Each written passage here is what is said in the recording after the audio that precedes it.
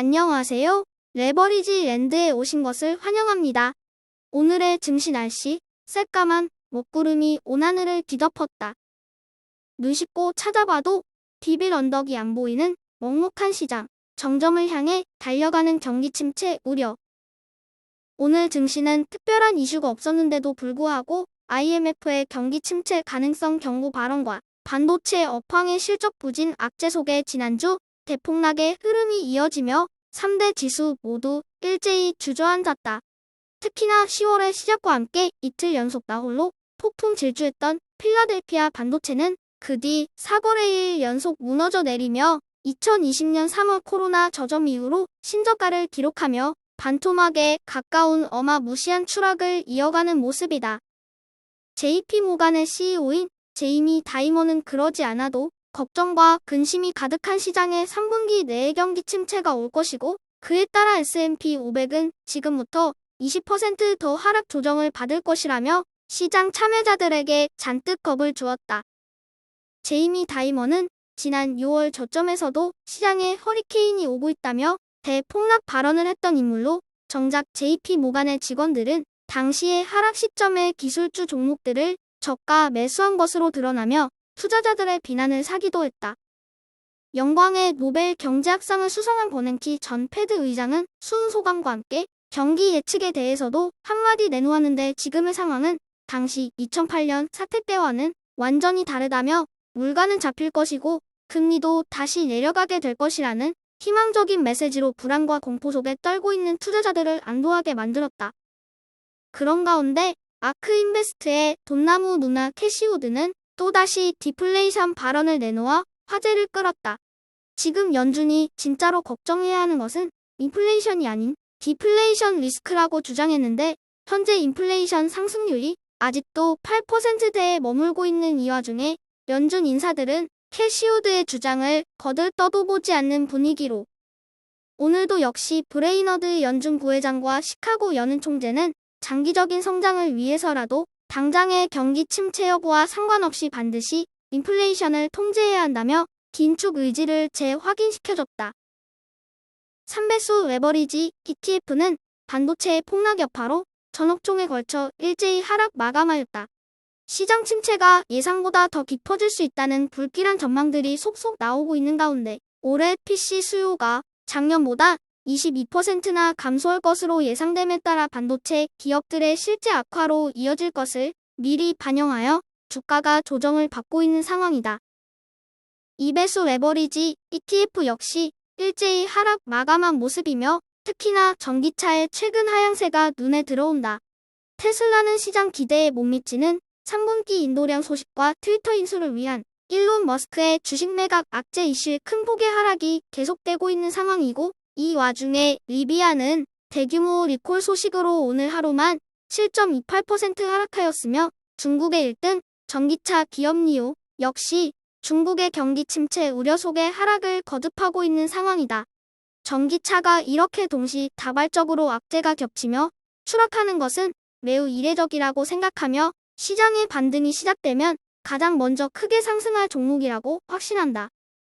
중국의 테크 주시웹은 지난달 50달러가 무너졌던 시점을 저점일 것이라던 예상을 비웃기라도 하듯이 온갖 악재가 겹겹이 쌓이고 있는 시장 상황에 속절없이 백기를 들며 무너져 내리고 있는 모습이다. 이제 고점 대비 하락률은 무려 97% 가까이 되며 대부분의 개별 종목들은 반토막을 넘어 반토막 수준으로 녹아내리고 있는 모습이다. 하지만 이달 중순에 시진핑의 사면인 행사가 있고 그에 따른 중국 정부의 경기 부양책이 본격적으로 펼쳐질 것으로 예상되는 바 지금이야말로 저가 매수에 나서야 할 타이밍이라고 감히 예상해본다. 3배수를 역으로 추종하는 고퍼스 ETF는 10월의 시작과 함께 이틀 연속 대패 뒤 4거래일 연속 승리하며 살이 포동포동 찌어오른 모습이다.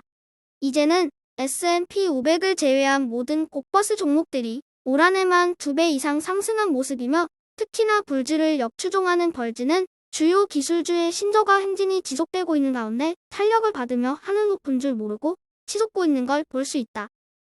3배수와 그 역배 레버리지는 올 한 해 그야말로 비닉빈 부익부다.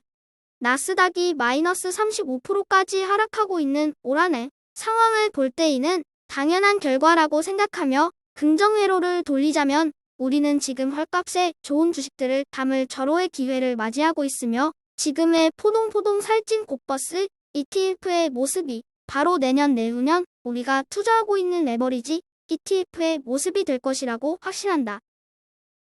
오늘 추천할 종목은 미국의 히토류 기업인 MP 머티리얼즈이다. 히토류 채굴 및 처리 시설의 소유권 및 운영에 종사하는 기업으로 미국 내에서 유일하게 운영되는 히토류 광산을 소유하고 있는 기업이다.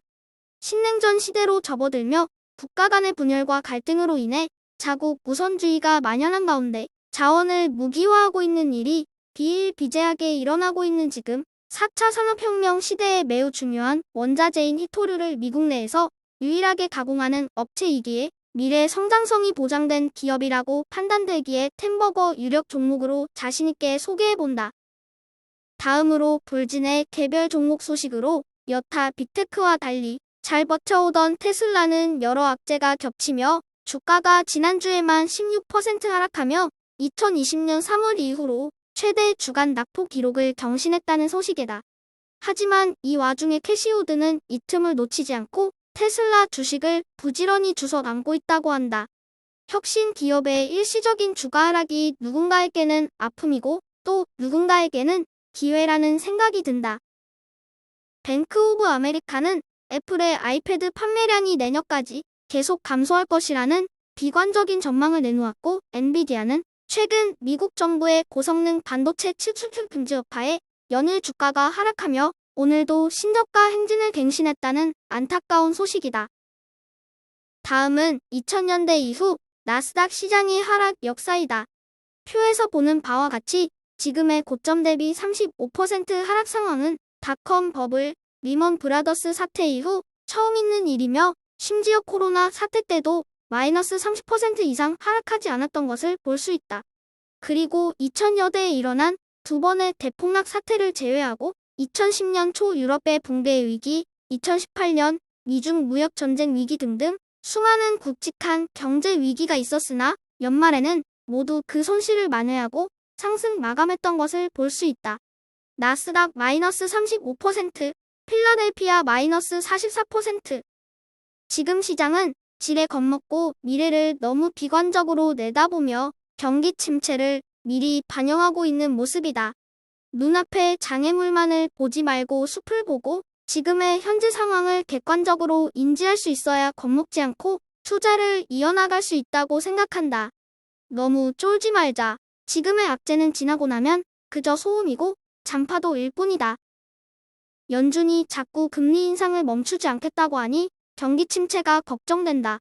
물가가 잡혀야 연준의 태도 변화를 기대할 수 있는데 물가가 잡힐 기미가 보이지 않으니 고통이 상당 기간 지속될 것 같다는 걱정에 투자 심리는 얼어붙을 대로 얼어붙은 상태이다.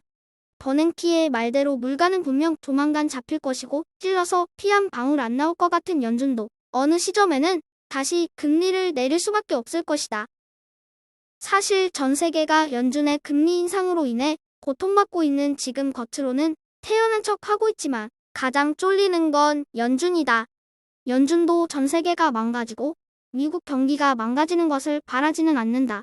지속적인 경제 성장이 장기적인 목적인 것이고 당장은 물가가 잡혀야 뭐라도 할 수 있는데 그 징후가 아직 나타나지 않다 보니 정작 본인들이 가장 불안하고 초조할 것이다.